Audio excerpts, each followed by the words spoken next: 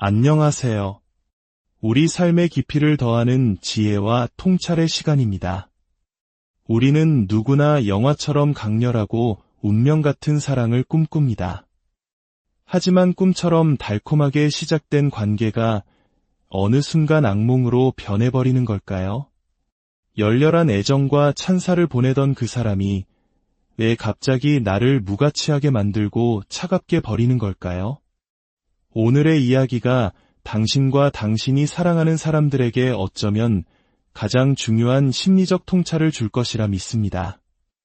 이 지혜의 빛이 더 널리 퍼져 어둠 속에서 고통받는 이들에게 닿을 수 있도록 잠시 시간을 내어 구독과 좋아요로 함께해 주시길 부탁드립니다. 여러분의 따뜻한 마음 하나하나가 누군가의 삶을 지키는 방패가 될 수 있습니다. 여러분의 삶에 늘 평안과 지혜가 함께하기를 기원하며 이제 시작하겠습니다. 우리는 흔히 나르시시스트와의 관계를 이상화, 평가절하, 그리고 폐기라는 세 단계로 이해합니다. 폭풍처럼 다가와 나를 세상의 중심인 것처럼 떠받들다가 어느 순간 벌레 보듯 경멸하고 결국 헌신짝처럼 버리는 그 패턴 말입니다.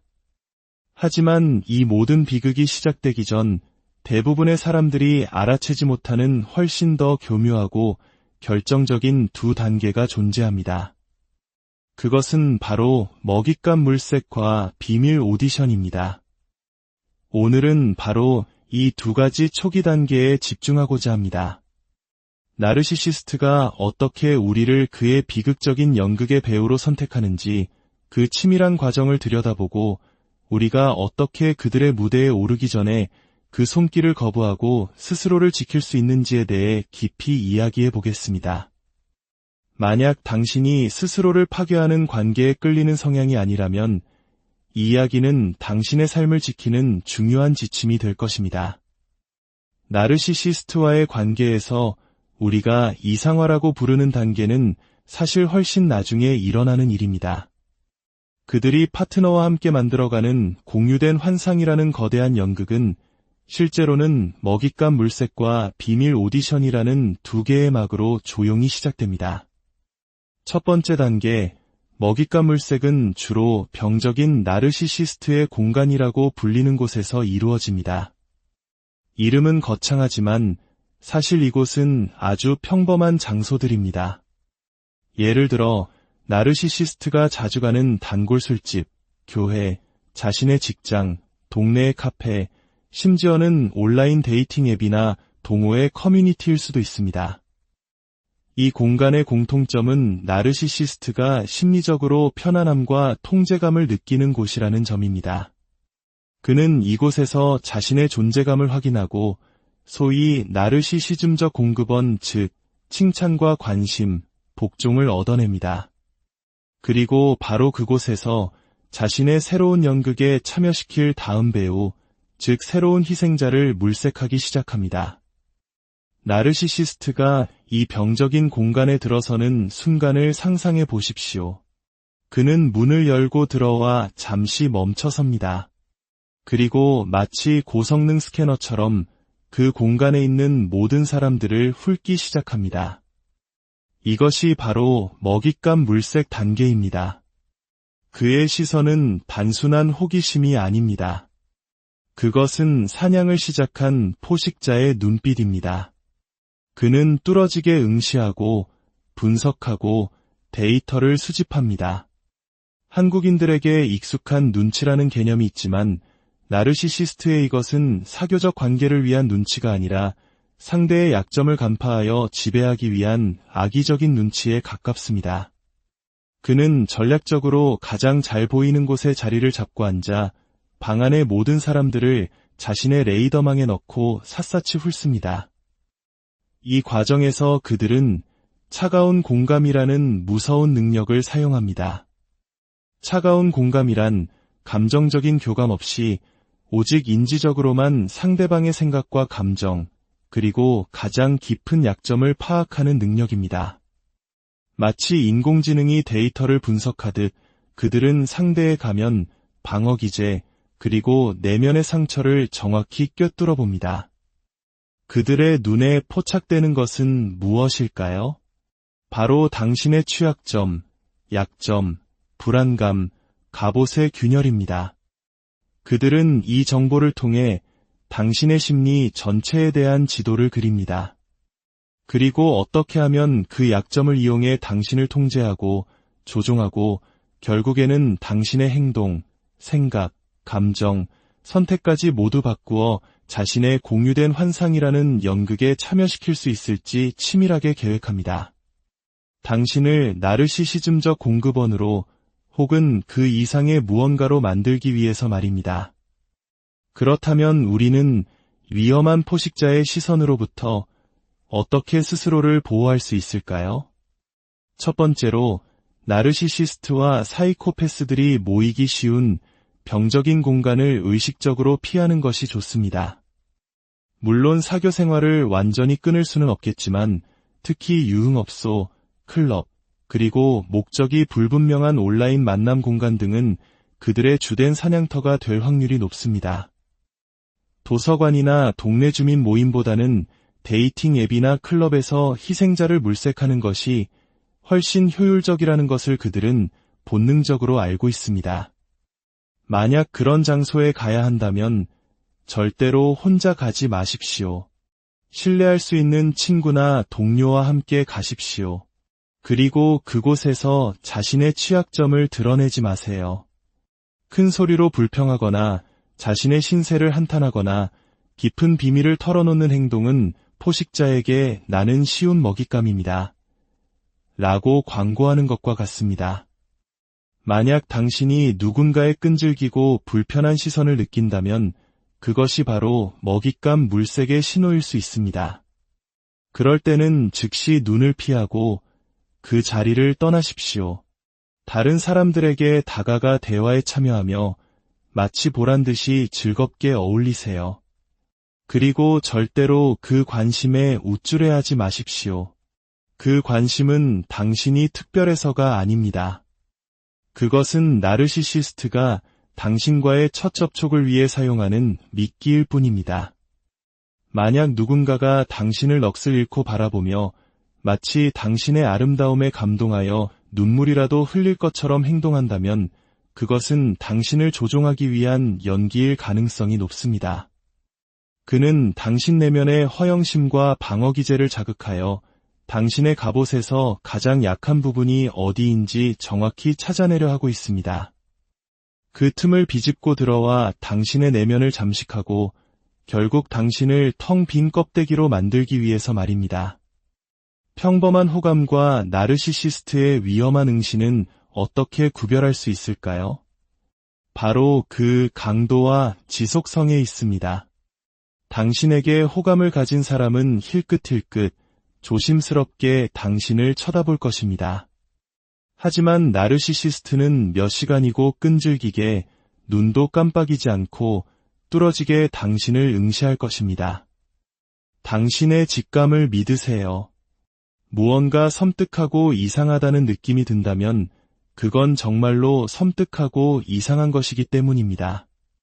반대로 너무 좋아서 현실 같지 않다면 그것은 정말 현실이 아닐 가능성이 큽니다.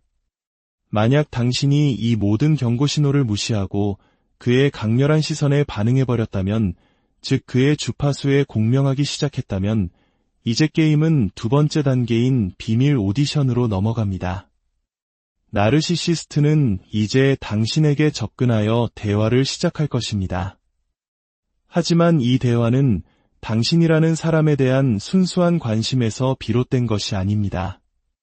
이것은 당신이 그에게 무엇을 제공할 수 있는지, 그가 당신에게서 무엇을 빼앗을 수 있는지 평가하기 위한 면접, 즉 오디션입니다. 이 오디션은 크게 세 가지 테스트로 구성됩니다. 테스트 첫 번째, 당신은 이상화될 자격이 있는가? 나르시시스트는 당신을 있는 그대로 사랑하는 것이 아닙니다. 그는 당신이라는 재료를 가지고 자신이 원하는 완벽하고 신적인 존재의 이미지를 만들어냅니다. 이를 위해서는 최소한의 조건이 필요합니다. 당신이 가진 약간의 재능, 외모, 혹은 특정 행동들이 그가 허구의 이야기를 만들어낼 수 있는 바탕이 되어야 합니다. 하지만 더 중요한 것은 당신의 성격입니다. 당신이 저항적이거나 비판적이거나 자기 주장이 강한 사람이라면 그는 당신을 이상화하는 데 어려움을 겪을 것입니다. 그에게 필요한 것은 그의 환상을 순순히 받아들일 순종적인 파트너입니다. 당신이 순종적이지 않다면 당신은 이 테스트에서 바로 탈락입니다.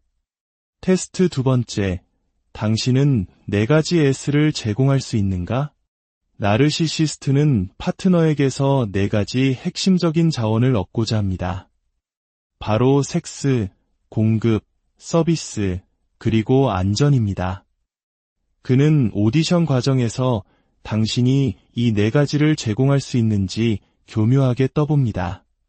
섹스, 그는 당신이 자신에게 육체적으로 열광하는지 성적으로 개방적이고 순종적인지 확인하려 합니다. 그에게 섹스는 상호 교감이 아니라 당신을 도구처럼 사용하여 자신의 쾌락을 채우는 자기애적 행위이기 때문입니다. 공급, 당신은 그를 숭배하고 찬양할 수 있습니까? 비판 없이 그의 말을 믿고 그의 위대함을 끊임없이 확인시켜 줄 수 있습니까? 만약 당신이 자존감이 낮고 자기 비하적인 성향이 있다면 당신은 최고의 나르시시즘적 공급원이 될 수 있습니다. 서비스, 그는 실질적인 도움이 필요합니다. 당신은 운전을 할 줄 아나요? 요리를 잘하나요? 집안일을 잘 처리하나요? 그는 당신의 기술 목록을 만들어 자신이 필요로 하는 서비스를 제공받을 수 있는지 평가합니다. 안전, 나르시시스트의 내면은 사실 매우 불안정합니다. 그들은 마치 어린아이처럼 자신이 어떤 끔찍한 행동을 하더라도 무조건적으로 자신을 사랑해주고 떠나지 않을 어머니 같은 존재를 필요로 합니다. 그는 당신이 중독적인 성향이 있는지, 헌신적이고 충성스러운지, 동반이존적인 성향은 없는지 등을 파악하여 당신이 그에게 안전한 피난처가 되어줄 수 있는지 테스트합니다. 테스트 세 번째, 당신은 공유된 환상에 취약한가? 마지막으로 그는 당신이 현실을 버리고 자신이 만든 환상 속에 함께 살 수 있는 사람인지 확인합니다. 당신은 혹시 상처받고 망가진 경험이 있나요? 몽상과 기질이 있나요? 현실을 지루하고 따분하게 느끼나요? 지나치게 낭만적인가요? 만약 그렇다면 당신은 나르시시스트가 제시하는 비현실적인 사랑 이야기에 쉽게 빠져들 가능성이 높습니다. 당신은 그의 거짓말을 현실로 받아들이고 그의 연극에 기꺼이 참여하는 배우가 될 것입니다. 이 3가지 테스트, 즉 비밀 오디션을 모두 통과하면 어떻게 될까요? 바로 그날 저녁부터 나르시시스트는 당신에게 러브 바밍을 시작할 것입니다. 많은 사람들이 러브 바밍과 이상화를 혼동하지만 둘은 목적이 다릅니다. 러브 바밍은 당신에게 나르시시스트의 의도가 진실하다고 믿게 만드는 단계입니다. 반면 이상화는 나르시시스트 스스로에게 당신이 가치 있는 파트너라고 확신시키는 단계입니다.